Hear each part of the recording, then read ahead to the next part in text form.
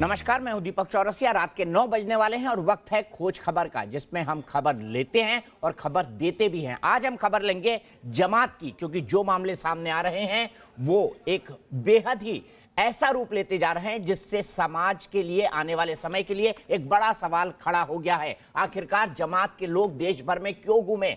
467 लोग जमात से जुड़े हुए पॉजिटिव टेस्ट किए गए हैं और देश भर में कोरोना उन्होंने ज्यादा फैलाया है, ये कहा है खुद स्वास्थ्य मंत्रालय पे। इस पर खास मेहमानों से बातचीत होगी, लेकिन आज हम एक अपील से शुरू करने वाले हैं। अपील ये है कि 5 तारीख यानी 5/4 यानी 5 अप्रैल को 5 और 4 9, फिर रात को 9 बजे 9 मिनट दिए जलाएं, मोमबत्ती जलाएं, प्रकाश करें, और ये जरूरी है। आज मैं आपको एक प्रिय कविता अपनी सुनवाता हूं जो खुद अटल जी की जुबानी है, और इस कविता में वो कैसे कह रहे हैं दिए जलाएं, और अटल जी के शब्द आज भी अटल है। भरी दोपहरी में अधियारा सूरज परछाई से हारा, अंतरतम का नेह निचोड़े बुझी हुई बाती सुलगाएं, आओ फिर से दिया जलाएं। हम पड़ाव को समझे मंजिल, हम पड़ाव को समझे मंजिल, दूर हुआ लक्ष्य हुआ आंखों से ओझल, वर्तमान के मोह पाश में आने वाला कल न भुलाएं, आओ फिर से दिया जलाएं, आओ फिर से दिया जलाएं। आहुति बाकी यज्ञ अधूरा, अपनों के विघ्नों ने घेरा, अंतिम जय का वज्र बनाने नव दधीची हड्डियां गलाएं, आओ फिर से दिया जलाएं।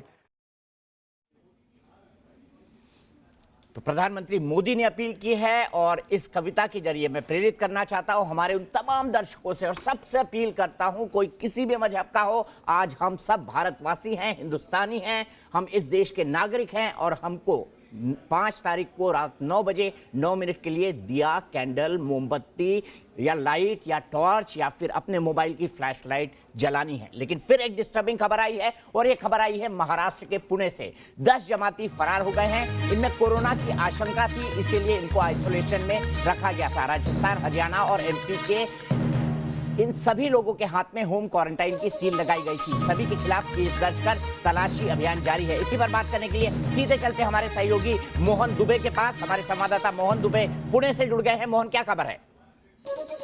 दीपक जी, आज जो 10 लोग जो है ये दिल्ली के लिए रवाना हुए हैं, ऐसी जानकारी मिली है। सभी के सभी 1 महीना पहले पुणे के ग्रामीण परिसर यानी कि शिरूर में ये लोग आए थे, और जिस तरह से लॉकडाउन किया गया था उसकी वजह से ये लोग यहाँ पे फंस गए थे, वो अपने घर नहीं जा पा रहे थे। और इन 10 के 10 लोगों को जो है होम क्वारंटाइन किया गया था। इनके हाथ पर जो है क्वारंटाइन का स्टैंड भी लगाया गया था। लेकिन आज जो है ये 10 के 10 लोग जो है वो एक ट्रक में बैठकर दिल्ली की ओर रवाना हो चुके हैं।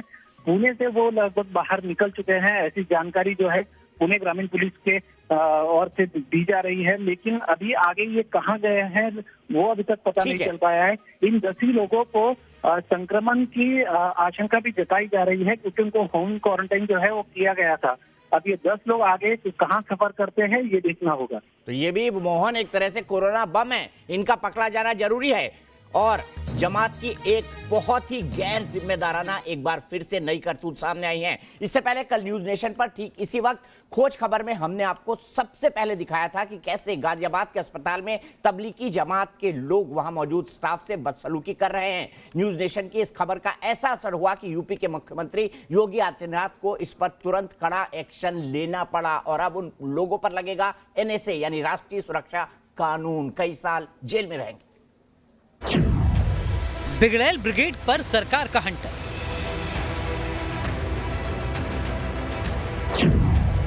अब होगा मौलाना की जिद्दी जमात का पक्का इलाज।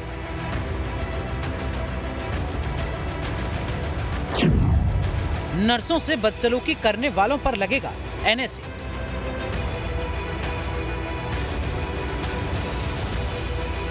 गाजियाबाद के अस्पताल में जमातियों की बदसलूकी की खबर सामने आने के बाद यूपी के सीएम योगी ने सख्त रुख अख्तियार करते हुए ऐसे लोगों को राष्ट्रीय सुरक्षा कानून यानी एनएसए के तहत सबक सिखाने का आदेश दिया है।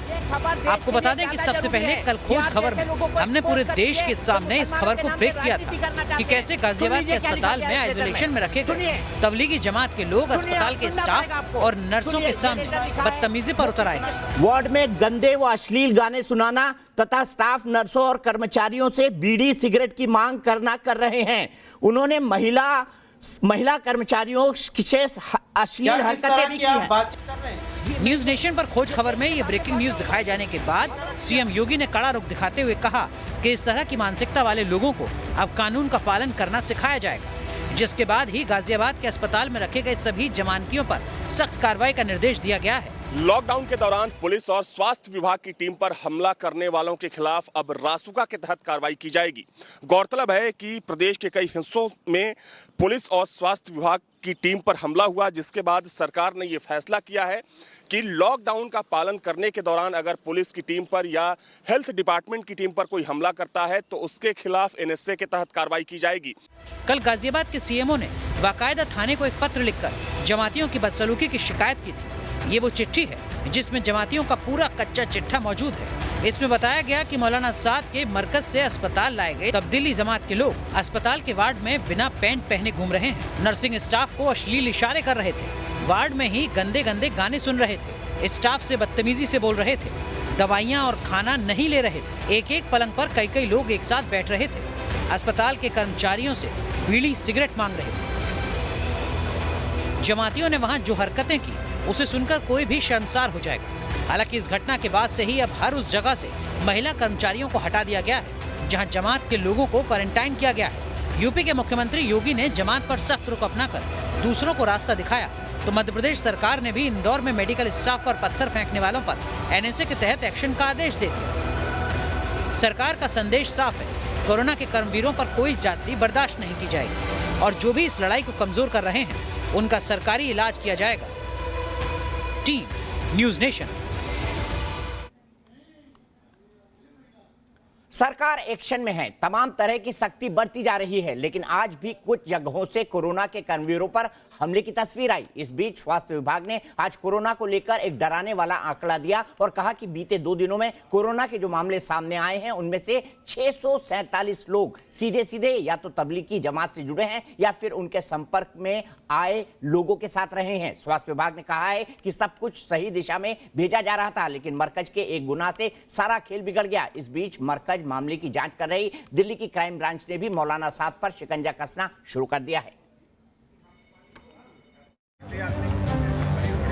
सड़क पर बाइक पड़ी है, मकान की छत से पत्थर गिराए जा रहे हैं, ड्रोन से पूरे इलाके की तलाशी ली जा रही है। ये तस्वीरें यूपी के कन्नौज शहर की हैं, जहां कागजियाने मोहल्ले में जुमे की नमाज पर नजर रखने के लिए पहुंची पुलिस की खुफिया टीम पर लोगों ने हमला कर दिया। इस हमले में कुछ पुलिसकर्मी घायल हो गए, जिसके बाद पूरे इलाके की ड्रोन से तलाशी लेकर छतों पर रखे गए पत्थरों को पुलिस ने खुद हटाया। हैरानी की बात यह है कि पुलिस पर यह हमला तब हुआ जब यूपी के सीएम योगी बेहद सख्त हैं और कोरोना कुरियर्स के खिलाफ यूपी की पुलिस घूम कर घर घर एफआईआर पहुंचाने की मुहिम चला रही है। मुजफ्फरनगर पुलिस का ये वीडियो देखिए। 8 दिन हो गए हमें आप लोगों को प्यार से समझाते हुए, बताते हुए कि ये लॉकडाउन आप लोगों की सेहत के लिए है, पूरे देश में लगा हुआ है, अपने घरों में रहिए। लेकिन आप नहीं मान रहे, आप गली में घूमेंगे, पुलिस आएगी, फिर अपने घर में घुस जाओगे, फिर बाहर आ जाओगे, जैसे हम कोई आपकी जान के दुश्मन है। भाई हम क्यों घूम रहे हैं 24 घंटे? इसीलिए घूम रहे हैं ना कि पूरे विश्व में कोरोना की समस्या है, हजारों लोग पूरे दुनिया में मर चुके हैं, तब भी आपको बता रहे हैं ना, आप खुद मानोगे, अपने साथ लेके और भी घूमोगे साथ में दोस्त अपने। तो आज से मुजफ्फरनगर पुलिस आपके घर पे आपके एफआईआर की होम डिलीवरी करेगी। पुलिस अपील कर रही है, लेकिन लोग सुधरने को तैयार नहीं। यूपी के कन्नौज से आई ये तस्वीरें या फिर गुरुवार को नोएडा में छत पर नमाज पढ़ने की आई ये तस्वीरें हैरानी पैदा करती हैं। हालांकि अच्छी बात है कि ऐसी तस्वीरों की तादाद बेहद कम है। आज ही दिल्ली में जुमा होने के बाद कोरोना के खतरे को देखते हुए बाटला हाउस और जामिया नगर इलाके की मस्जिदें शुक्रवार की नमाज के लिए बंद रही। दिल्ली की जामा मस्जिद, फतेहपुरी और कश्मीरी गेट की शिया जामा मस्जिद समेत पुरानी दिल्ली की दूसरी मस्जिदों में भी जुमे की नमाज अदा नहीं की गई। इसके अलावा लखीमपुर खीरी में सुनहरी मस्जिद के दरवाजे भी आज बंद रहे। वहीं मुंबई की हाजी अली दरगाह, हैदराबाद की मक्का मस्जिद, लखनऊ की इमामबाड़ा मस्जिद भी बंद है। पिछले 2 दिनों में करीब 647 केसेस, 647 कंफर्म पॉजिटिव केसेस इससे लिंक किए हुए पाए गए हैं। कोरोना के खतरे को देखते हुए ऐसा जरूरी भी है। दुनिया में काबा और मदीना की मस्जिद भी बंद है, लेकिन ये अक्ल दिल्ली में तबलीगी जमात का मरकज चलाने वाले मौलाना साद को नहीं आई। यही कारण है कि जमात के कारण पूरे देश में कोरोना संक्रमितों की संख्या तेजी से बढ़ रही है। स्वास्थ्य विभाग के आंकड़ों के मुताबिक तबलीगी जमात के सदस्यों की वजह से 2 दिन में 14 राज्यों में कोरोना के 647 मरीज सामने आ चुके हैं। दिल्ली में कोरोना के 141 नए मामले सामने आए हैं, जिनमें 129 तबलीगी जमात से जुड़े हुए हैं। वहीं यूपी में कोरोना के कुल 172 मामले हैं, जिनमें से 47 मामले तबलीगी जमात से हैं। इस बीच मरकज के प्रमुख मौलाना साद अब भी पुलिस से लुका छिपी का खेल खेल रहे हैं, जबकि दिल्ली क्राइम ब्रांच ने मौलाना पर शिकंजा कसते हुए 26 सवालों के जवाब मांगे हैं। इसमें संगठन का पूरा पता और रजिस्ट्रेशन से जुड़ी जानकारियों के अलावा इससे जुड़े कर्मचारियों की पूरी डिटेल और अकाउंट की डिटेल भी मांगी गई है। Team news nation. तो इसी पर बात करने के लिए हमारे साथ कई सारे खास मेहमान जुड़ चुके हैं। हमारे पास भारतीय जनता पार्टी के प्रवक्ता राजीव जेटली जी हैं, पॉलिटिकल एक्टिविस्ट और मेरी बहुत अच्छी दोस्त अंबर जैदी भी हमारे साथ मौजूद हैं, पॉलिटिकल एनालिस्ट भी हैं। मेरे साथ थोड़ी ही देर में जुड़ेंगे मुशर्रफ अली खान साहब, जो कि प्रवक्ता हैं तबलीगी जमात के और एक वकील हैं। मौलाना अंसार रजा, चेयरमैन गरीब नवाज फाउंडेशन के, मेरे साथ जुड़े हुए हैं। Tehseen Poonawalla, political activist, Congress supporter, मेरे साथ जुड़े हुए हैं। और डॉक्टर मोहसिन वली, जो कि पद्मश्री हैं और एक देश के जाने माने डॉक्टर हैं, कई राष्ट्रपति का इलाज कर चुके हैं, वो भी मेरे साथ जुड़े हुए हैं। सबसे पहले मौलाना साहब आपके पास आना चाहूंगा। अब आपको महसूस हो रहा है कि तबलीगी जमात ने क्या गलती की? अंसार रजा साहब, पहले दिन तो बड़ी क्लीन चिट दे रहे थे कि आप मुसलमानों को बदनाम कर रहे हैं। मैं इसको हिंदी मुसलमान नहीं मानता, ये तबलीगी जमात की गलती है। और आप जैसे मौलाना कि बीजेपी हमारे खिलाफ साजिश कर रही है, ये कह के अपने आप के लिए एक स्पेशल ट्रीटमेंट चाहते हैं।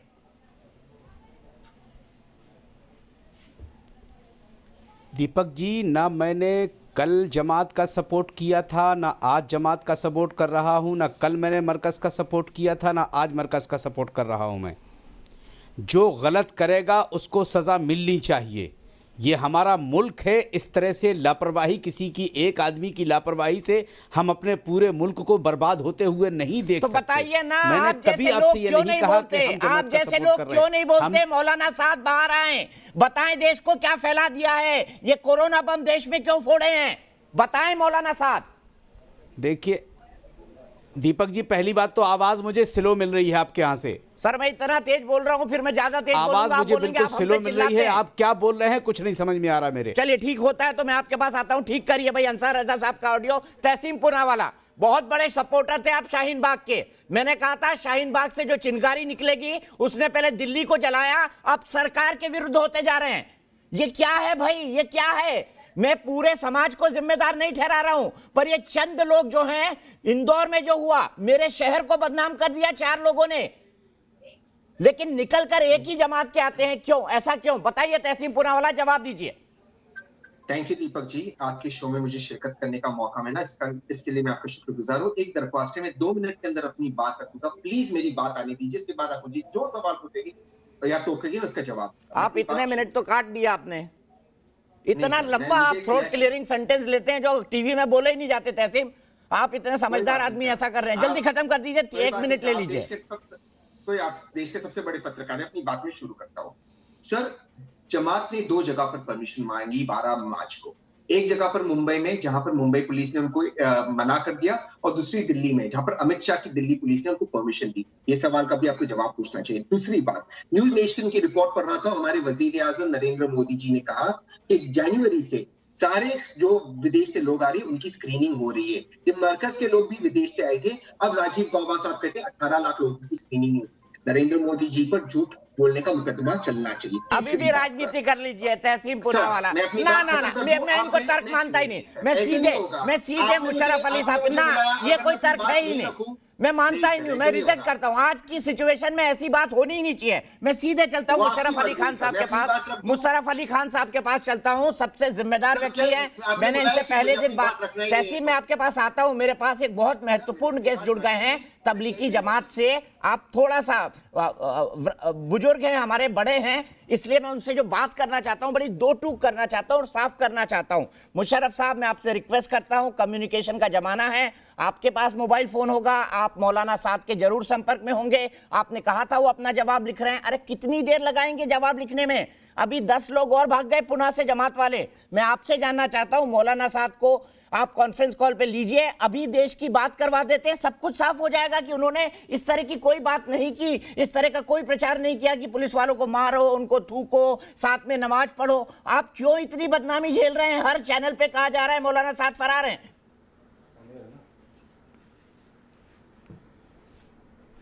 जी मैं जवाब दूं?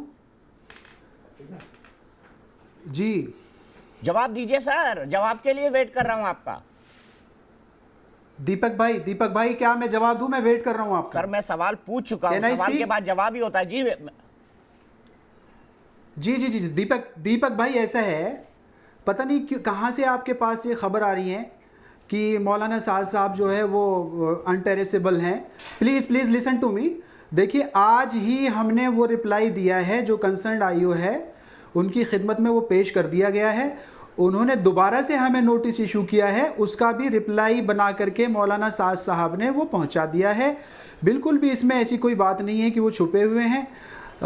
ये बिल्कुल गलत बात चला रहे हैं आप। पता नहीं क्या सोर्स है आपका, आई कैन नॉट अंडरस्टैंड। आप एक रिस्पॉन्सिबल न्यूज़ चैनल हैं, जिम्मेदारी के साथ ये खबरें। ठीक है, आपने अपनी बात कही, मैं बाकी पॉइंट्स पे जाऊं। मैं हाथ जोड़ के देश की तरफ से एक जिम्मेदार छोटा सा पत्रकार होने के चलते आपसे निवेदन कर रहा हूं कि मौलाना साद साहब अगर इतने ही एक्सेसिबल हैं, ठीक बात है, उन्होंने पुलिस का जवाब दे दिया, लेकिन कुछ जिम्मेदारी वो जमात चलाते हैं, उनकी देश के प्रति भी बनती है। मेरी हाथ जोड़ के रिक्वेस्ट है कि मौलाना साद साहब को टेलीफोन पर ले लीजिए, वो क्लैरिफाई कर दें कि ऐसा कुछ मरकज में हुआ ही नहीं था। ये परमिशंस उनके पास थी। जमात के लोग जो हॉस्पिटल के क्वारंटाइन तोड़कर भाग रहे हैं, उनसे अपील कर दें ऐसा ना करें। क्या दिक्कत है? हाथ जोड़ के अपील कर रहा हूं आपसे।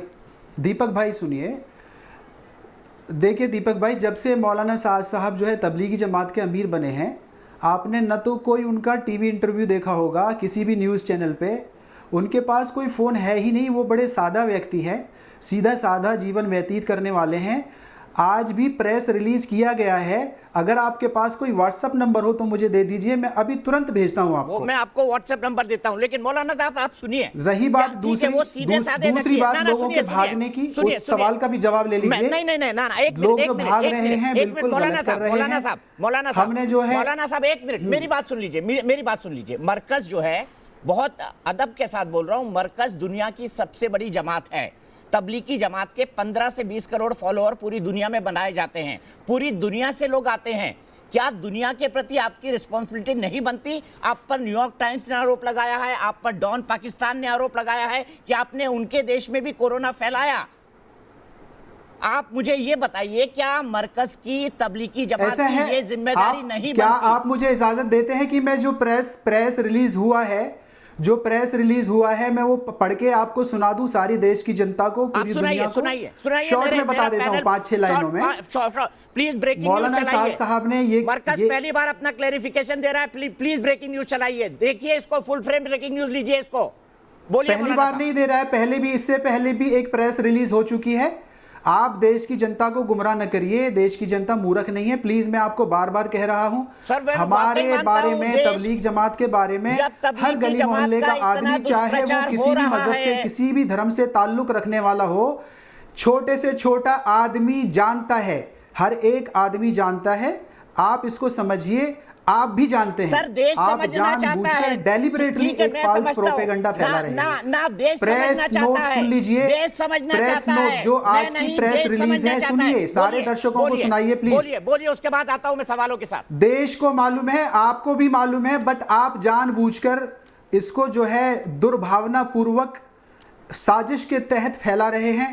देश हमारा मुश्किल घड़ी से गुजर रहा है। और हमारे आपने उस देश को प्रधानमंत्री मुश्किल घड़ी साहब में ने डाल दिया। आज ही 647 देश को कोरोना संबोधित पॉजिटिव किया डाल दिए। है और आपने उन्होंने 647 कोरोना पूरे पॉजिटिव देश डाल की दिए। जनता को सामूहिक रूप से इस महामारी से लड़ने के लिए रिक्वेस्ट की है, संबोधन किया है। कहीं भी उन्होंने किसी भी वर्ग विशेष के खिलाफ, किसी वर्ग विशेष के पक्ष में कोई बात नहीं कही।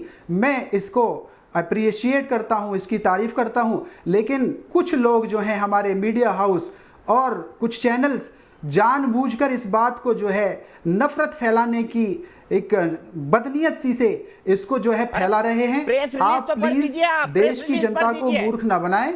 देश की जनता सब समझती है। पूरी देश की जनता समझ रही है। प्रेस रिलीज ये है, किसको बता रहा है, ये पूरी देश की जनता समझती है। आप कोई व्हाट्सएप नंबर मुझे भेज दीजिए, 4 पेज की प्रेस रिलीज है, उसको शॉर्ट में मैं आपको दे रहा हूं। मैं पहले ही इसका स्पष्टीकरण कर रहा हूं कि जो मैं शॉर्ट में बोल रहा हूं उतना ही पर्याप्त नहीं है। हो सकता है मैं बिना पढ़े बोल रहा हूं, हो सकता है उसमें कोई बात इधर उधर हो। उसका जो जिस्ट है, उसका जो बिल्कुल निचोड़ है, निष्कर्ष है, वो मैं आपको दर्शकों को बता रहा हूं।